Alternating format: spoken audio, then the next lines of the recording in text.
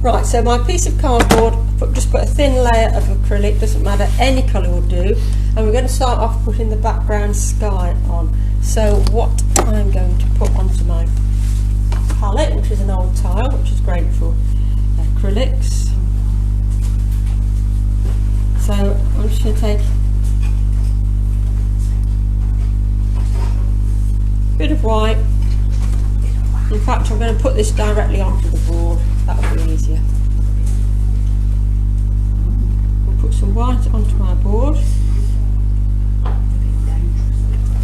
and I'm going to put a little bit of blue. We don't want too much blue, just a little squidge of blue.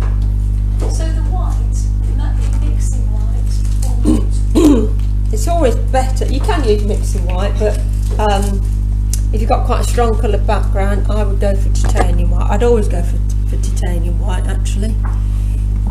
Mixing white seems to be not particularly useful, I don't think. Right, I'm just going to put a bit of black on my palette because I might need to add, this has gone a bit thick, this one, but and then I've just got a flat brush and I'm going to use the strokes at sort of 45 degrees rather than horizontal to just give a bit of movement into the sky, and we'll mix this in, mix it on the on the board. If you've got a piece of cardboard or a canvas paper, you don't have to go right to the edge. If it's a canvas board, or if it's a stretched canvas, then do go right to the edge, but just bring that down so we get a nice variegated sky. And this is why I taped all the way around mine. So we get a nice bit of sky, we get all these different blues coming through, and I might just pick up a touch of black on my brush.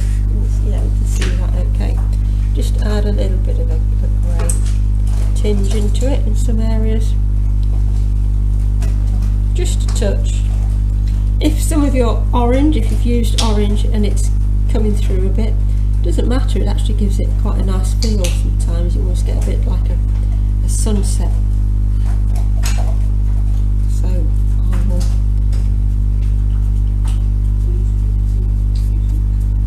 I've not added any water. Okay, so we're just going to go around about halfway down, but so that you use up all your paint on there. Doesn't matter if you go lower, you just use up the paint that's on there.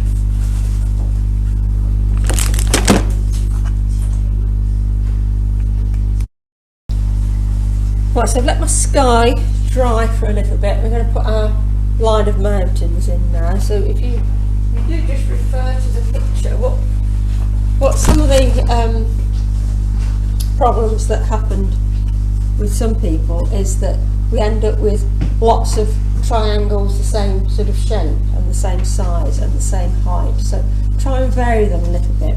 So I'm going to use white and blue and then a little bit of black into it.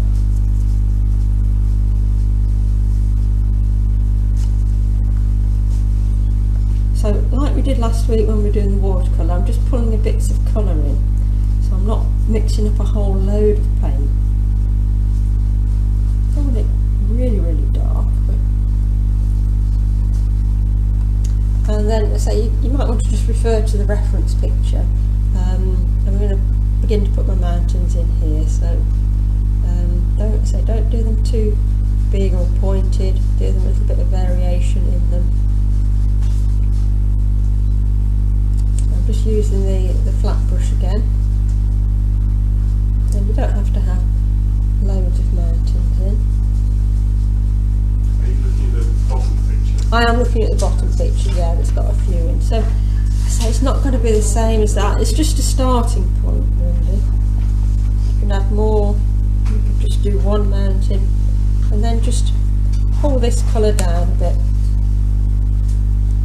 Oh yeah, that's usually just gone back. If it's too wet, just let it dry for a little bit. My sky's still a bit wet, which is coming through a little bit on the grey.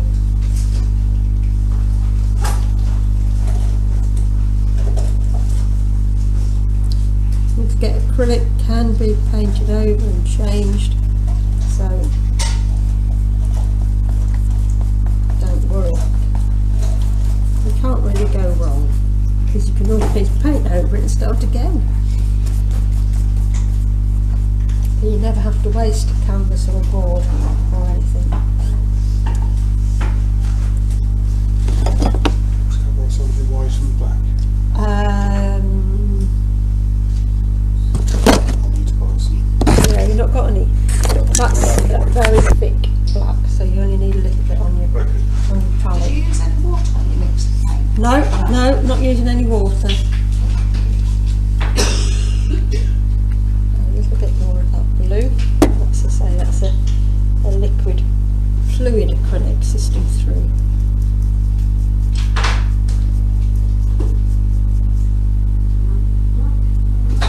Lamp black, yeah, any of the blacks would do. I don't really know what the difference is between, well, carbon black, but no, Mars black is a dye, I think. Ivory black